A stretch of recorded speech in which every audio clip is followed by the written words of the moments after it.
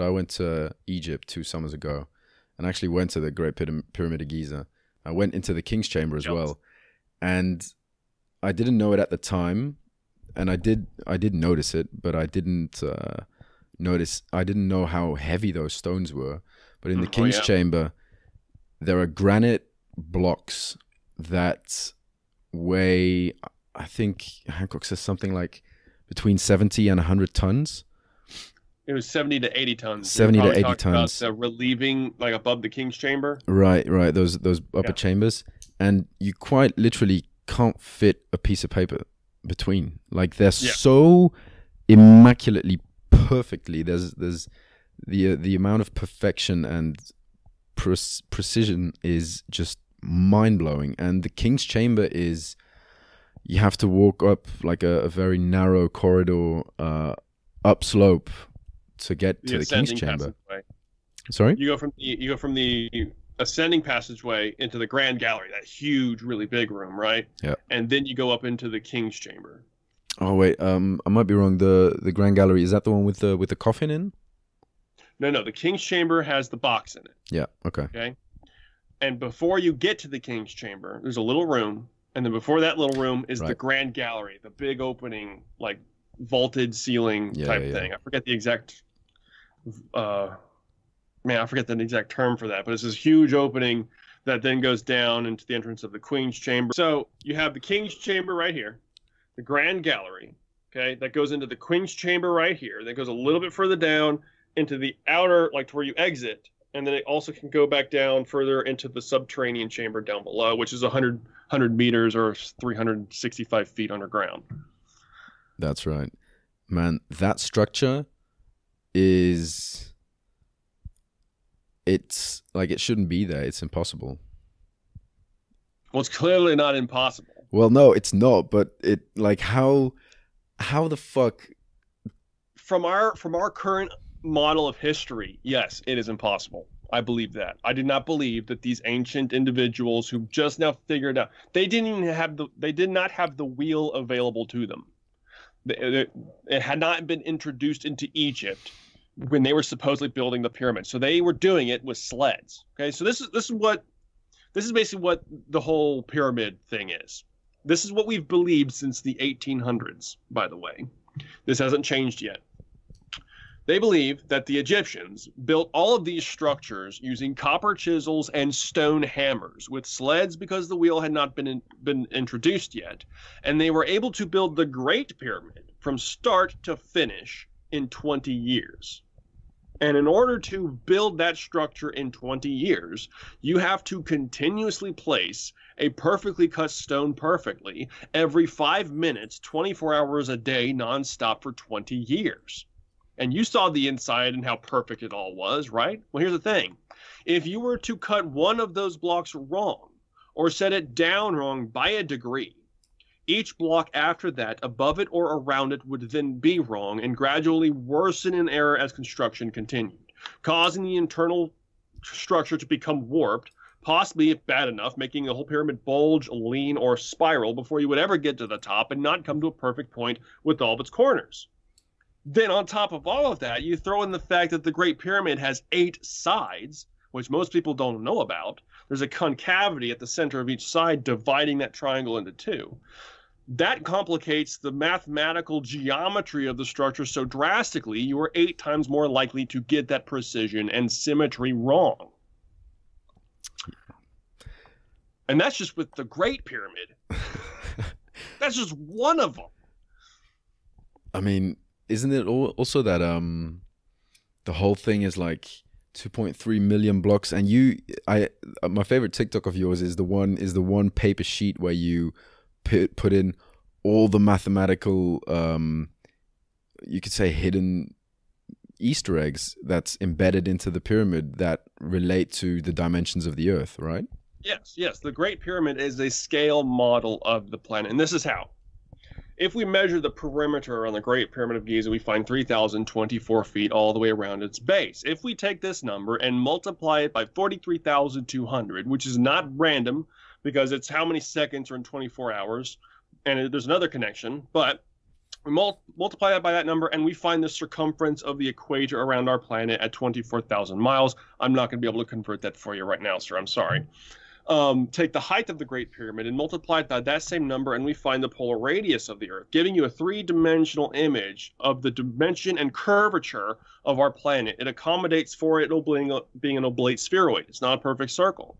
And the reason why 43,200 is not random, another reason, is that as our planet spins, it has a tilt, which also rotates like this wobble, called the precession of the equinox, which makes 1 degree of precession on the horizon every 72 years. It's very subtle. You can't tell it's there by the naked eye.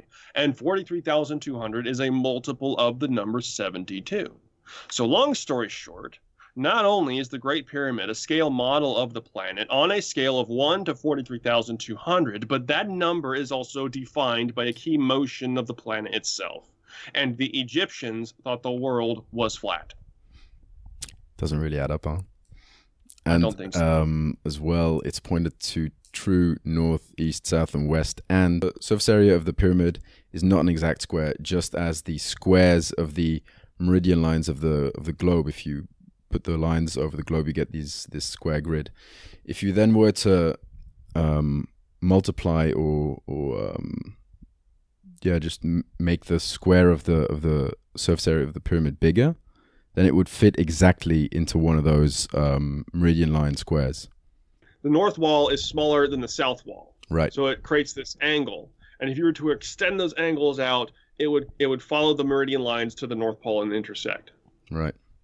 It's quite literally mapping out a meridian line on the surface of the planet. Exactly. And isn't also I'm gonna mess this up, but I think Cairo is.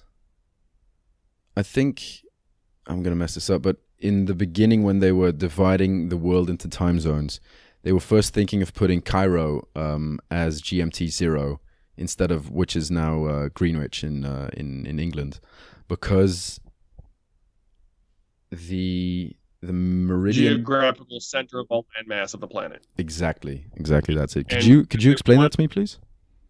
Yeah, they wanted to put this building, I forget which building it was, in the geometrical center of landmass globally, and it'd be like the center point of the planet. Well, guess what? The pyramid's already there. It's already right there where they want, and they're like, "Oops, that's a coincidence. That's just a coincidence. Let's go put it over there instead." Yeah, it's just really funny. But then on top of that, if you go and look up the coordinates to the Great Pyramid of Giza, have you done that one yet? I have, and it's the speed of light, but it doesn't. It's not super precise, and Egyptians, they measured in cubits, right? Speed of light is in. Did the Egyptians build the pyramids though? Okay, but speed of light is in kilometers or miles per hour. I find it important to listen to both sides of the coin, and I'm not convinced on that one, because measurements were just different back then and now. Maybe. Where does our actual measurement system come from, though? It's a decimal system, huh? And we find out that the ancients, the further back you go in Mesopotamia, they knew what a meter was. There were multiple meters that they discovered back in ancient Mesopotamia. I got to go back and find them. I'm not going to be able to source that off the top of my head right now. I just know I read something somewhere saying that there are meter rulers somewhere in the Mesopotamia. So don't take me off on that one right now, but I'll go back and find that one. I've written it down. I'm going to check it out for myself. Is something else about the pyramids? Because we were talking about only the Great One, and you said, well, there's only the Great One. Is there other peculiarities with the other two big ones? Well, I mean, the whole plateau creates Orion's belt, and then if you zoom further out, the other pyramids scattered throughout Egypt create the rest of the constellation. So the whole constellation, yes, of Orion, it's right there throughout Egypt, using all those pyramids is to symbolize the stars within Orion, the Orion constellation. No way! I knew I think it was Robert Schoch that did the Orion connection. I might mess the guy up by name. I might get it wrong, but I didn't know that there were other. Well, I knew that the three were Orion's belt, but I didn't know that the rest of Orion was also scattered over Egypt. Yeah, and the way and then there's lots of other crazy stuff that I'm not like I don't know a whole lot about it off the top of my head about it. Where like even the pyramids with the Sphinx create a whole bunch of mathematical equations and stuff as well. Like when it comes to like the spring solstice and like the solstices and stuff like that, when the sun comes up right in front of the Sphinx, and how it gets so freaking complicated with these structures. It just makes you like wonder. It's like all these people just figured out how to make papyrus to even be able to write information down. How are they already being like coming into this technological world with all of this remarkable mathematical capabilities? Like how do you do mathematics without any type of way of writing yet?